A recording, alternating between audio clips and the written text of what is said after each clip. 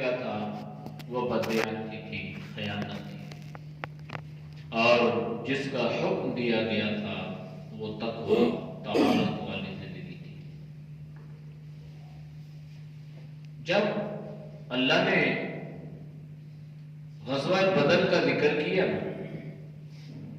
تو اللہ نے اہل ایمان کی رغبت، ان کا ایمان، ان کی طاقت کو مزید تقویت دینے کے لیے اللہ نے اس سے پیچھے کا ذکر بھی فرما دیا، اس سے پہلے کا ذکر اللہ نے فرما دیا، اور اللہ نے فرمایا وَإِذْ يَمْكُرُ بِكَ الَّذِينَ، آپ یاد کریں اس وقت کو جب آپ کی افرادی قوت بھی کم تھی، آپ کی مالی طاقت بھی کمزور تھی، اور صورتحال اتنی پیچیدہ ہو چکی تھی کہ کافر لوگ آپ کے بارے میں مکر کر رہے تھے۔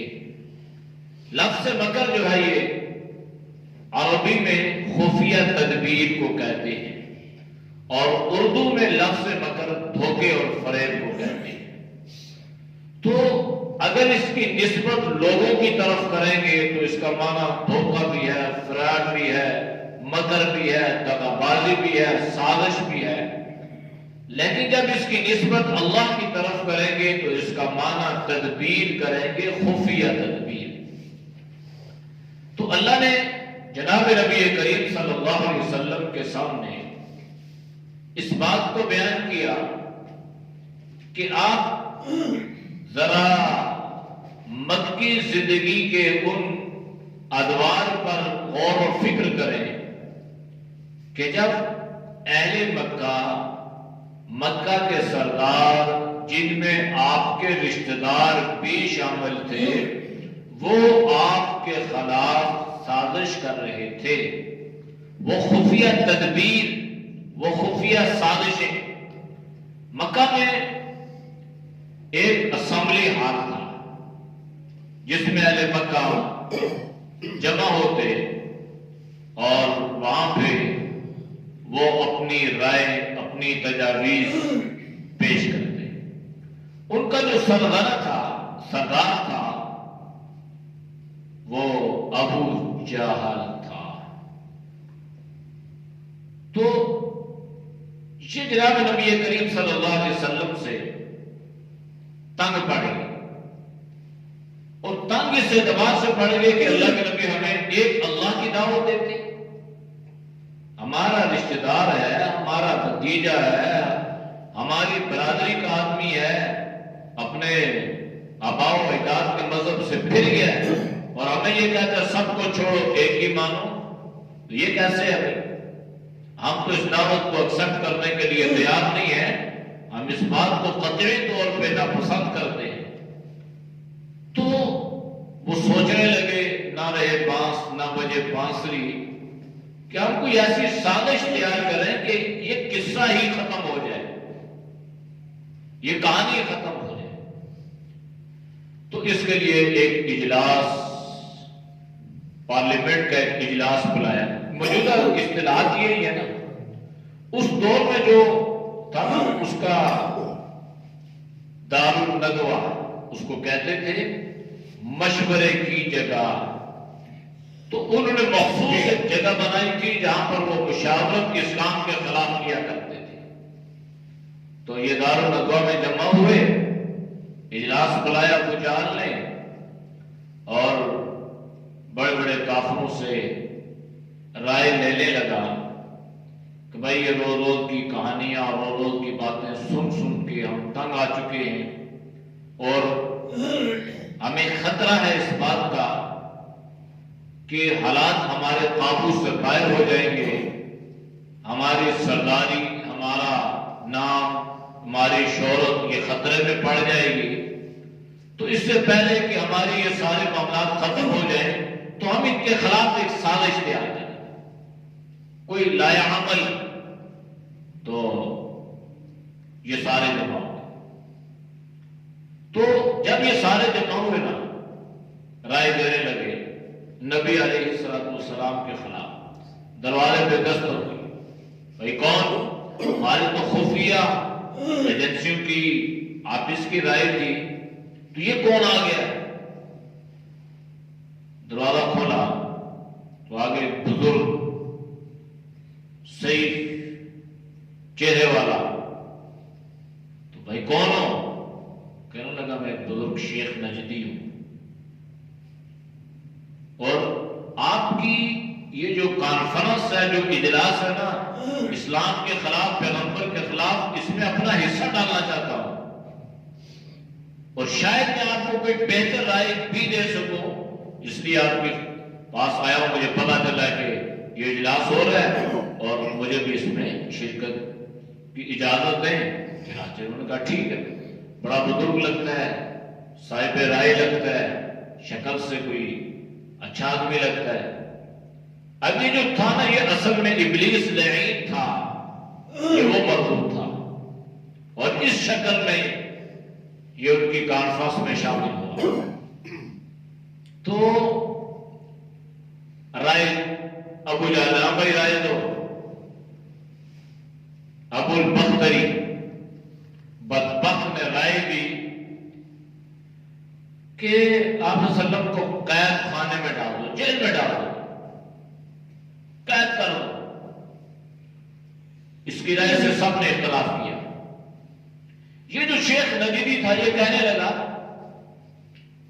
کہ اگر جیل میں ڈالو گے نا تو ان کی خوشبو، ان کی مہک اتنے دور تک ان کے دیوانے محسوس کرتے ہیں کہ جس راہوں سے آپ گزرتے ہیں لوگ اندازہ لگا لیتے ہیں کہ یہاں سے آپ صلی اللہ علیہ وسلم گزرے ہیں. لہذا اگر کہیں پر قید کر دیا جائے گا تو یہ ان کی خوشبو، ان کی مہک سے یہ ان کے دیوانے، پروانے، مستانے جمع ہو جائیں گے اور آپ کو چڑھا لیں گے. سب نے کہا بھائی بات تو ٹھیک ہے، معقول ہے، چلو جی آگے. ابو الاسود بدبخت، اس نے کہا کہ اچھا کام بھی تمام کر دے، ختم کر دو. اچھا ختم کر دے. اب اس کی رائے جو تھی نا، اس کو کہا چلو ٹھیک ہے، اور بھی رائے لیتے ہیں. یہ کوئی معقول بات لگتی ہے، اس پہ بھی ذرا مزید بحث کرتے ہیں اور مزید اس پہ اپنی اپنی رائے لیتے ہیں. پھر ایک نے کہا خرجو کا، ان کو جلاوطن تک کر دو، وطن سے، مکہ سے نکال دو. تو اس نے کہا اگر تم مکہ سے نکال دو گے نا تو وہ جہاں بھی جائیں گے لوگ ان کے گرد جمع ہو جائیں گے. ان کا اخلاق، ان کا کردار، ان کا حسن و جمال، ان کی گفتار ایسی ہے، عادات ایسے ہیں، اطوار ایسی ہیں کہ لوگ ان کے دیوانے. یہ تو تم سے یہ نہیں سنبھالے جا رہے، اور جب وہاں پہ جائیں گے تو پھر کیسے ان لوگوں کو سنبھالو گے؟ مفادہ یہ کہ یہ کہیں چلے جائیں اور وہاں پہ یہ پاور اور طاقت اور ایک ریاست کی حیثیت اختیار کر لیں اور پھر ہمارے اوپر حملہ کریں اور ہمیں اپنا غلام بنا لیں. لہذا جب یہ رائے دی تو کہنے لگے ٹھیک، ہم بات تو بڑی زبردست ہے، معقول بات ہے بھائی. ان کو ہم نے جلاوطن بھی نہیں کرنا، ان کو ہم نے قید بھی نہیں کرنا. ایک بات پہ اتفاق ہو گیا. وہ شیخ نجدی نے کہا تمہارے پاس ایک آپشن ہے، وہ یہ ہے کہ قتل کر دو. یہ سازش انہوں نے تیار کی اور بالکل اس کو عملی جامہ پہنانے کے لیے باقاعدہ نوجوانوں کی تشکیل ہو گئی اور انہوں نے کہا کہ بھائی فلاں فلاں فلاں قبیلے کے فلاں فلاں آدمی رات کو ان کے گھر کا محاصرہ کریں، وہ صبح گھر سے باہر نکلے تو سارے لوگ ان پہ ٹوٹ پڑے، تو اندھیرا بھی ہوگا، پتہ بھی نہیں چلے گا. تو اگر ان کے خاندان والے ہم سے قصاص کا مطالبہ کریں گے تو قصاص بھائی کس نے قتل کیا ہے پتہ نہیں چلے گا. لہذا بات مک مکا کے دیت پہ ختم ہو جائے گی اور ہم مل ملا کے دیت ادا کر دیں گے اور اس طرح ہمیں اس دعوت سے ہماری جان چھوٹ جائے گی. ان کا یہ منصوبہ اللہ نے جناب نبی کریم صلی اللہ علیہ وسلم کو آگاہ فرما دیا، آپ کو آگاہ کر دیا۔ تو اس کو اپنی جامہ پہنانے کے لیے انہوں نے کیا کیا؟ گھر کا محاصرہ کر لیا۔ نبی علیہ السلام کو اس بات کا علم ہوا یہ لوگ تو میرے قتل کے در پہ ہو چکے ہیں اور قتل کرنے کے لیے آ بھی چکے ہیں۔ حضرت علی رضی اللہ عنہ جو جناب نبی کریم صلی اللہ علیہ وسلم کی تربیت اور پرورش میں بچپن ہی سے تھے، بچے تھے، ابھی بھی کوئی خاص عمر نہیں تھی، بہرحال پھر بھی جوان تھے۔ تو حضرت علی رضی اللہ تعالیٰ عنہ کو اللہ کے نبی نے فرمایا، علی معاملہ یہاں تک آ چکا ہے، دو نے نہیں جانا، ایک نے جانا ہے۔ تم یوں کرو کہ تم اس بستر پر آرام کرو، سو جاؤ، یہ میری چادر لو، میرا بستر لو اور یہ امانتیں لو، اور صبح یہ امانتیں جس جس کی ہیں ان کو لوٹا کے پھر تم آ جانا مدینہ، ہجرت کرنا۔ اب حضرت علی رضی اللہ تعالیٰ عنہ کو سنایا، باہر کھڑے، اللہ کے نبی رات کے اس اندھیرے میں نکلے، قرآن کریم وَجَعَلْنَا مِن بَيْنِ أَيْدِيهِمْ صَدًّا وَمِن خَلْفِهِمْ صَدًّا فَأَغْشَيْنَاهُمْ فَهُمْ لَا يُبْصِرُونَ۔ کوئی اللہ نے دیوار عائل کر دی، ان کو اللہ کے نبی نظر ہی نہیں آئے۔ وَمَا رَمَيْتَ إِذْ رَمَيْتَ وَلَكِنَّ اللَّهَ رَمَىٰ۔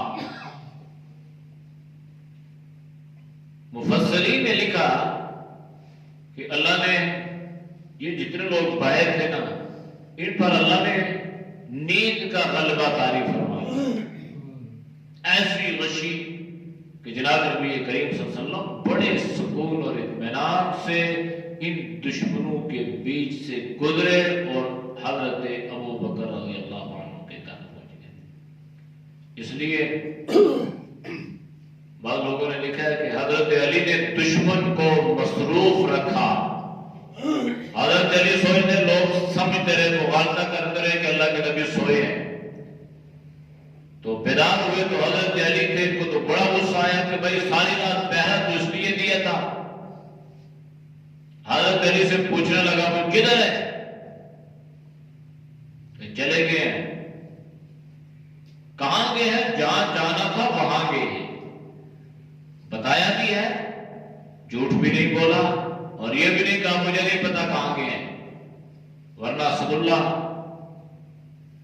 کہ اس لقب پہ آن جاتی اور دنیا کہتی علی نے تو نعوذ باللہ وہاں جھوٹ بولا تھا۔ تو حضرت علی چلے گئے، کہاں گئے ہیں؟ جہاں جانا تھا وہاں گئے۔ بعض مورخین نے لکھا ہے کہ ابو جہل کہنے لگا نا حضرت علی سے، یہ لڑکا ہے، اس کی باتوں پہ دھیان۔ تو حضرت علی نے فرمایا لڑکا ہوں تو لڑ کے دیکھ، کہتا یہ بچہ ہے، بچہ ہوں تو ذرا بچ کے دیکھ۔ تو حضرت علی رضی اللہ تعالیٰ عنہ نے ان کو مصروف رکھا اور حق بات کا اظہار بھی کر دیا اور بتایا بھی نہ کہ کہاں پہ گئے، بھائی چلے گئے، کہاں گئے، جہاں جانا تھا وہاں گئے۔ حضرت ابوبکر صدیق رضی اللہ تعالیٰ عنہ کے لیے غار ثور میں قیام، پھر یہ ساری باتیں جو ہیں آگے کچھ قرآن میں ذکر کیا اور کچھ احادیث میں اس کا ذکر ہے۔ تو یہ جو جناب نبی کریم صلی اللہ علیہ وسلم کے خلاف منصوبہ اور متفق اس بات پہ ہوئے تھے کہ آپ کو قتل کر لیا جائے، اللہ کے نبی کا قصور کیا تھا؟ آپ کا قصور کیا تھا؟ آپ کا قصور یہ تھا کہ آپ لوگوں کو ذلت کے اندھیروں سے نکال کر عزت کے راستوں پہ لگانا چاہتے تھے۔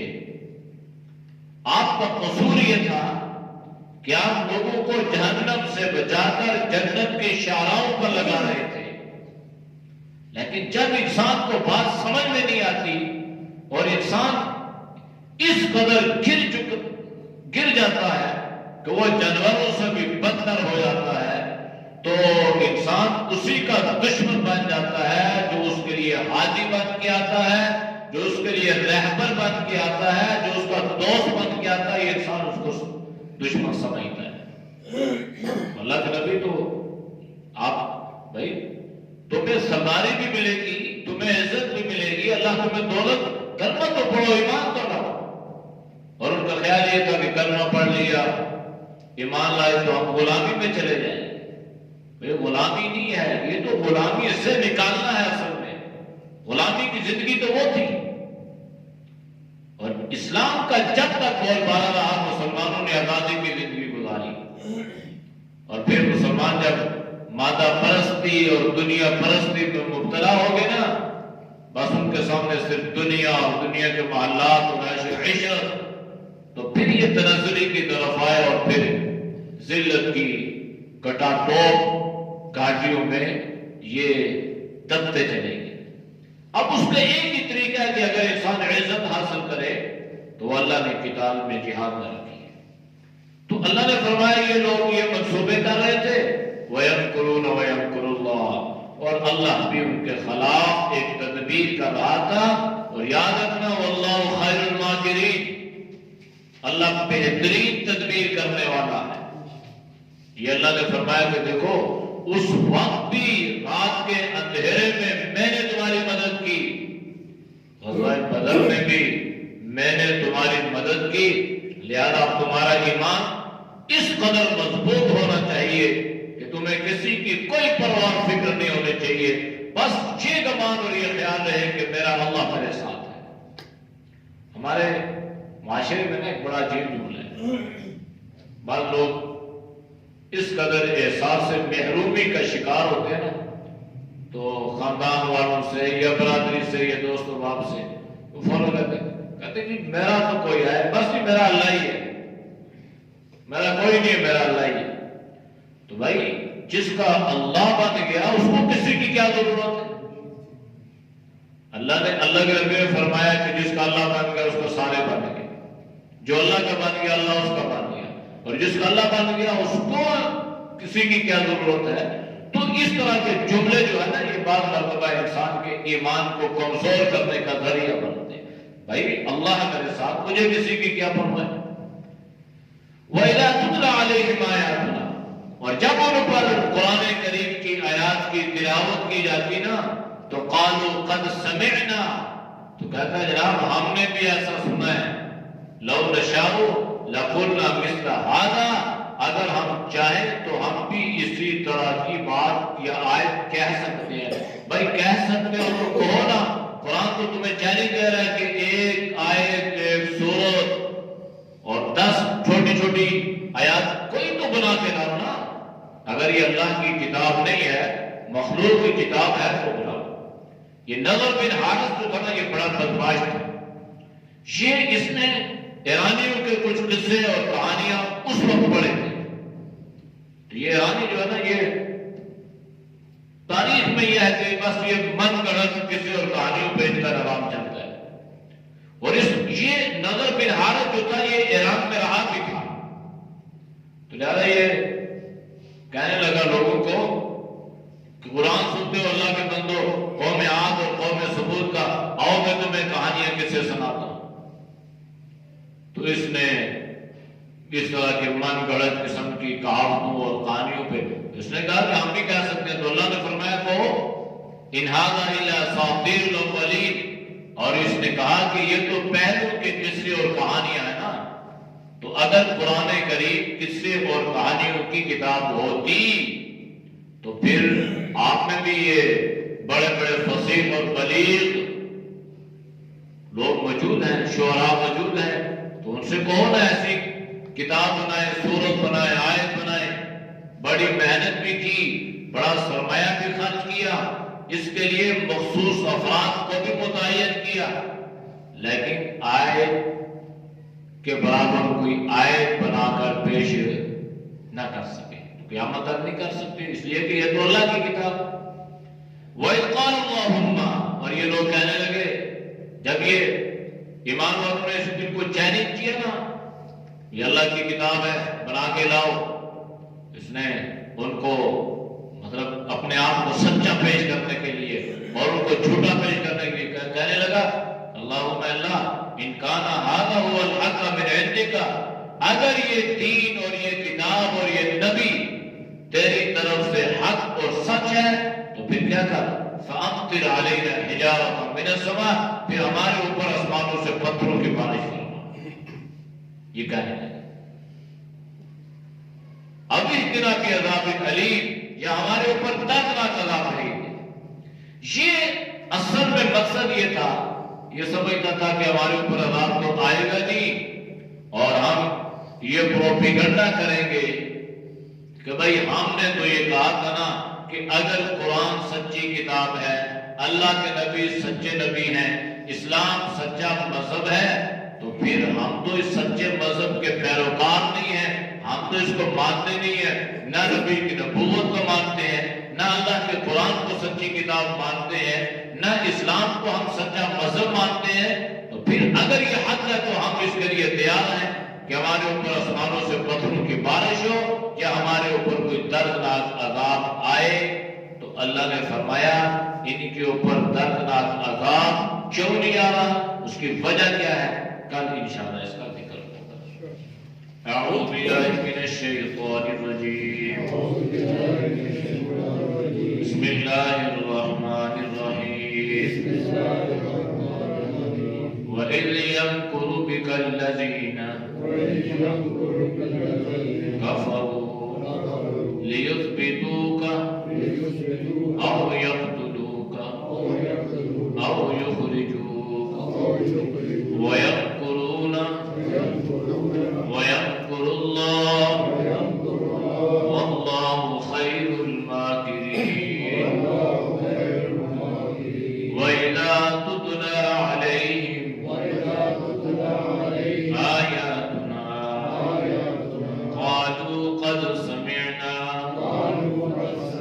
لَوْ نَشَاءُ لَقُلْنَا مِثْلَ هَذَا إِنْ هَذَا إِلَّا أَسَاطِيرُ الْأَوَّلِينَ وَإِذْ قَالُوا اللَّهُمَّ إِنْ كَانَ هَذَا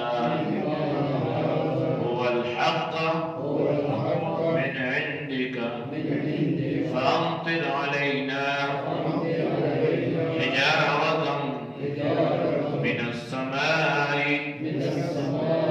أَوِ ائْتِنَا بِعَذَابٍ أَلِيمٍ۔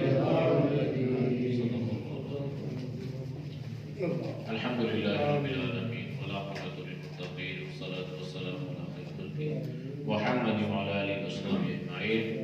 یا اللہ ہم سب کے صغیر تیرے گناہوں کو معاف فرما، گناہوں سے حفاظت فرما۔ یا اللہ آج بھی جو اسلام کے خلاف سازشیں ہو رہی ہیں، یا اللہ ان سازشوں سے مسلمانوں کی حفاظت فرما۔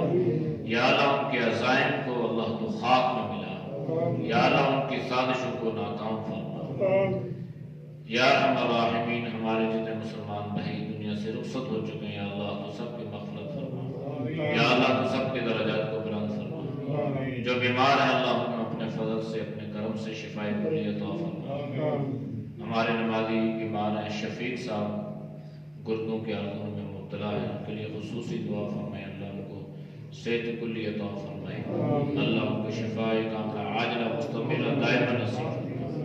جتنے بیمار ہیں یا اللہ گھروں میں، اسپتالوں میں ہیں، مرد ہیں، عورتیں ہیں، یا اللہ اپنے فضل سے اپنے کرم سے یا اللہ تو سب کو صحت ایمان والی زندگی نصیب فرمائے۔ صلی اللہ تعالی علی نبی الامین وعلی آلہ وصحبہ اجمعین برحمتک یا